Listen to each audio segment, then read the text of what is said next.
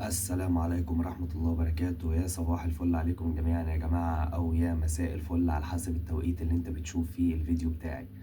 قبل ما أبدأ في الفيديو يا جماعة، وقبل ما أخش في تفاصيل الفيديو بتاع النهاردة، حابب أشكر كل الناس اللي سألت عليا واللي اطمنت عليا تاني العملية بتاعتي التانية. بحب أشكركم جدا. معلش بقالي فترة والله مش بطلع لايفات ومش بعمل فيديوهات، بقالي كام يوم عشان خاطر والله الظروف الصحية. يعني ربنا الوحيد اللي أعلم بالحال، وربنا الوحيد اللي أعلم بالوجع. وإن أنا والله لما بلاقي وقت فأنا بطلع أعمل فيديو أو بطلع لايف مع الناس. فتاني مرة حابب أشكر كل الناس اللي اطمنت عليا واللي سألت عليا، جزاكم الله كل خير. ويا رب ما تشوفوش أي حاجة وحشة فيكم أو في حد عزيز عليكم، وربنا يتمم عليكم دايما صحته وعافيته دايما يا رب. تمام، نخش بقى في الفيديو بتاع النهارده، وفيديو صادم شويه كده يا جماعه، وهو تنبيه كبير جدا. زي ما انت قريت في الفيديو في العنوان بتاع الفيديو كده، المصريين في امريكا مرشدين للحكومه.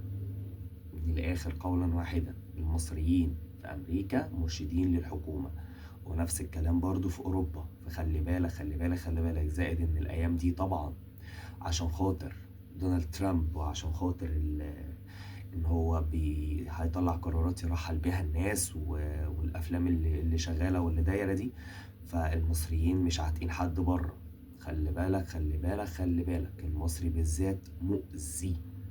فالمصريين بره مرشدين الحكومة. لو ما معكش ورق بيبلغ عنك يا باشا ان انت ما معكش ورق. ولو انت ما معكش ورق وشغال في مكان، صاحبك المصري هيبلغ عن المكان وهيبلغ عن صاحب المكان، وهيقول له ان صاحب المكان ده بيشغل ناس معهاش ورق. تمام، خلي بالكم يا جماعة من الكلام اللي انا بقوله ده.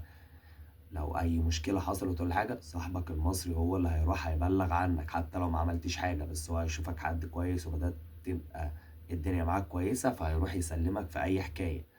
ده يرجعنا للكلام اللي انا قلته قبل كده، خلي سرك جواك، ما تقولش لحد انت بتشتغل ايه، بتقبض كام، اتعرفت على واحدة ولا لا. خلي اسرارك وحياتك الشخصية ليك انت لوحدك فقط. عشان الايام دي شغالين، الكلام ده واصل لي والكلام ده انا عارفه. تمام، بيبلغوا على بعض. وان انت مثلا لو شغال في مكان وهم عارفين ان انت معاك فيزة سياحة وهل بيل تشتغل لي وشغال وربنا بيرزقك وبتاع، بيروح يبلغ عنك وبيبلغ على صاحب المكان. تمام، بيوديكم انتوا الاتنين في 60 داهية من الاخر. تمام، فانا الموضوع ده في ناس كتير اشتكيت لي منه واتقصت عليه كده، عرفت ان هو فعلا بيعملوا كده. غير اساسا قبل كده كان يعرف مثلا ان انت شغال في محل اكل، ولا شغال في كافيتيريا، ولا شغال في اي حاجه، يقول لك انت بتاخد كام وانت راجل طيب وبتتكلم بحسن نيه، تقول له باشا انا بقبض مثلا 10 دولار في الساعه، 11 دولار في الساعه. يقوم جاي هو رايح المطعم ده ولا رايح الكافيتيريا دي، يقوم جاي له باشا انا عارف ان انت مشغل فلان الفلاني عندك بكذا، شغلني عندك واديني 9 دولار، اديني 8 دولار، وانا موافق يا باشا وشغلني.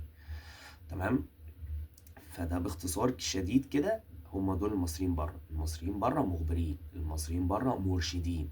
طب يا احمد الحل ايه؟ الحل يا باشا ان انت سرك جواك، لسانك جوا بقك، ما تقولش لحد انت بتشتغل ولا لا، ما تقولش لحد انت بتعمل ايه. خط سيرك لنفسك يا باشا. واللي يزعل يزعل، دي مصلحتك وده مستقبلك. تمام، لا تضر ولا تنفع، خليك في حالك بس. تمام، ما تجيش هناك تقوم جاي العروبه واكلاك ورا مصنع الكراسي. لا يا باشا، خليك في حالك. انت جاي يا ابني متغرب وسايب اهلك وسايب مراتك او سايب امك وابوك وسالف فلوس السفرية وبتاع عشان تروح هناك تبقى حاجة. مش رايحين هناك نعمل علاقات اجتماعية. عايز تعمل علاقات اجتماعية اعملها بامريكان، ما تعملهاش بمصريين. العرب هناك كويسين مش وحشين، الجالية اليمنية كويسة، الجالية المغربية كويسة، الجالية السودانية كويسة، كل الناس دي كويسين. ابعد عن المصري. انا بقولها لاخر مرة اهو. وهتلاقي بقى، واللي يزعل يزعل يا جماعة، وانا بكلمك يا صاحبي بما يرضي الله. تمام، المصري بره الايام دي بقى مرشد. بيبلغوا عنك الحكومه، بيبلغوا عن صاحب الشغل، وبيبلغوا عنك انت لو بتشتغل مخالف.